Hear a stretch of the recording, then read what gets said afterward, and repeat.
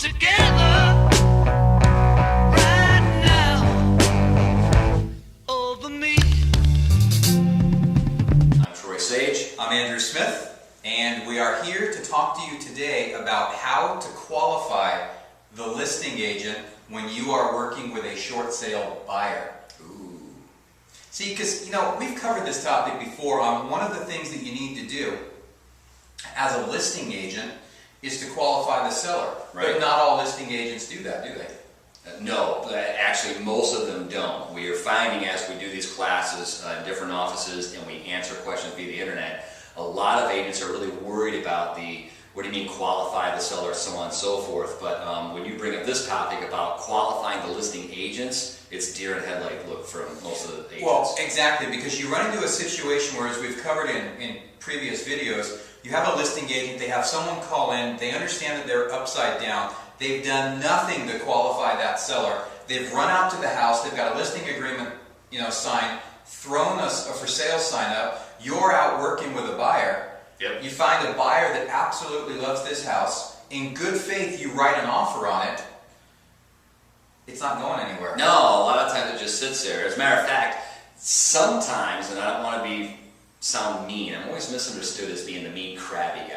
You're the angry I man. am. I'm the angry guy with the long hair. The point is that you have a lot of those same agents that are listing the property so low that we get inundated with phone calls every time something hits the MLS that says, hey, how about that home on such and such street that's at half price? Right, exactly. So there's some steps that you as a buyer's agent should do in order to protect your buyers before you actually write an offer. To even know if that's a property you should write an offer on. For sure, because you're really joining, it's kind of like a marriage. And the way I explain it to the buyers that come into our office is that this is kind of a blind date. Okay, we're going to date a little bit, we're going to show some properties, you're going to like that property, and now we are proposing to the seller that we want to engage into this contract. Well, you're not going to engage into something until you know what the other side's about, right? Exactly. So let's role play for a minute. Really? Yeah. Okay. You want to dance? I don't have to put on a skirt, do I? Not this time. All right, We'll thank save you. that for later. Okay. All right, you're a listing agent. I am. I have some buyers Okay. that we've gone and seen the property and we really like this house. Okay. They're thinking that they want to write an offer. But to be fair to my buyers, I need to know if this has a chance of actually going through.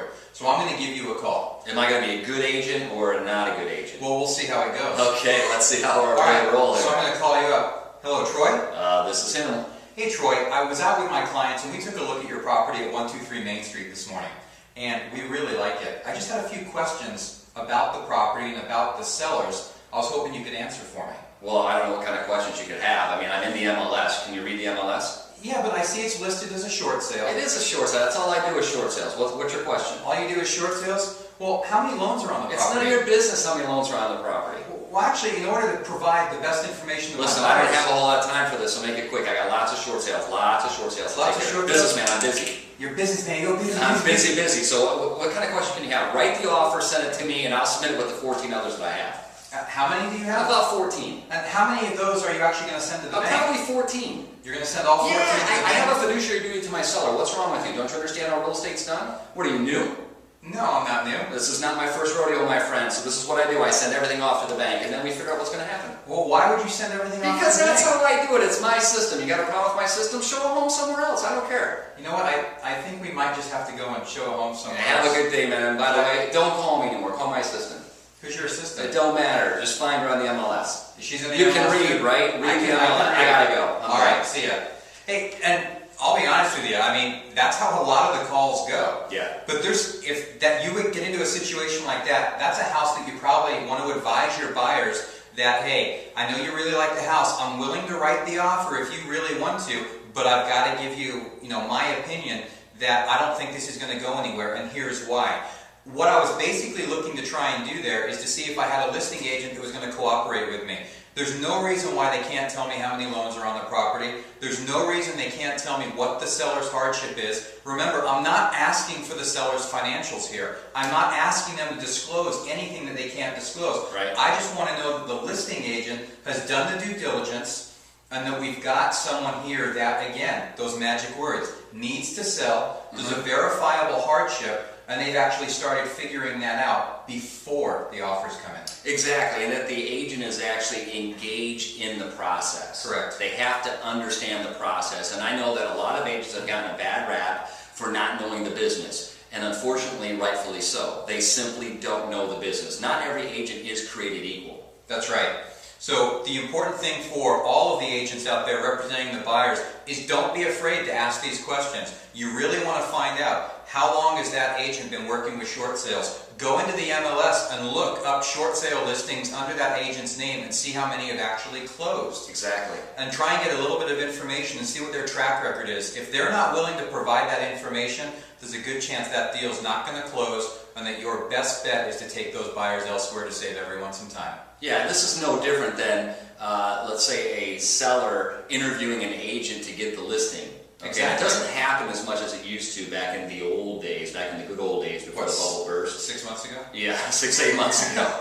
But the sellers used to really interview 2 or 3 agents. Now they just get desperate and they go, hey, if you can, if you can list a short sale and you can tell me that you've closed a couple, go ahead and list mine.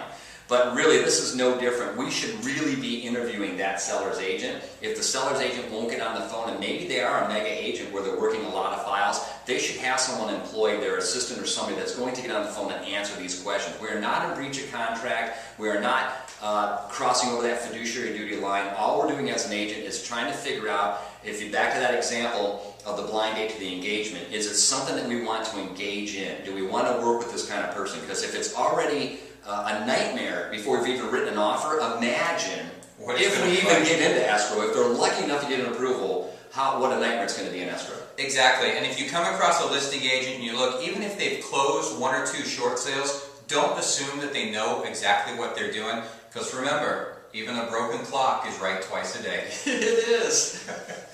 Speaking of which, I think we got to go. I think we're good. Thanks for stopping by. See you next time.